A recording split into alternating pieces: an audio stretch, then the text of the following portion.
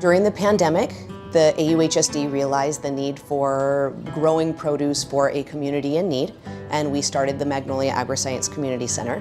It was built in 3 phases, so we've completed phase 1, that was done about 2 years ago. We just completed phase 2, which includes bathrooms, a freight farm, a walk-in cooler, and the greenhouse that we're sitting in now. We also have a phase 3 that will be installed this winter, which is a fruit orchard. So the freight farm is a 40-foot shipping container that's been modified and insulated to act as an indoor farm. The freight farm is completely using regenerative farming with hydroponics and vertical gardening, meaning there's no dirt that's being used in there. It grows lettuce, herbs, it can even grow like carrots and radishes. It really helps us automating a lot of the work. You know, we've got a few farmhands here, but you know, having that automated is really going to help us out. We were really fortunate to be able to hire one of the interns who's actually a Magnolia cybersecurity graduate. We have hired him as a part-time freight farm technology coordinator, so he oversees all the inner workings of that freight farm. Part of his job also is to help train some of our Magnolia students in using the freight farm so that we have a continuous workforce that is trained in how to use the agricultural technology. So I was a cybersecurity student for 4 years, and then on top of that I was also a multimedia student for 2 years. So I would always come to the MACC to help with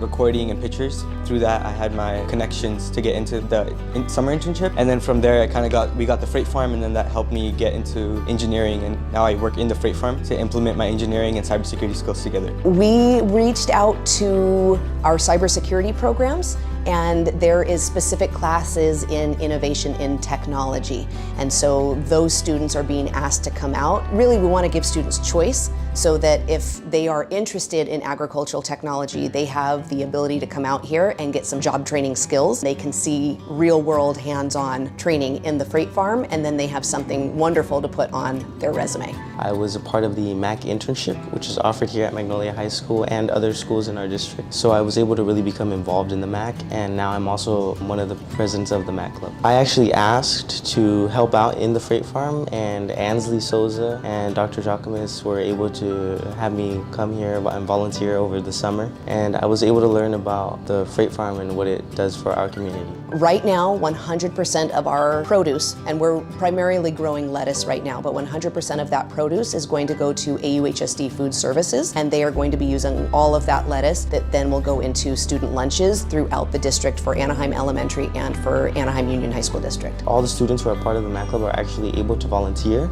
so I will be taking part in a training for the ribbon cutting event on Thursday.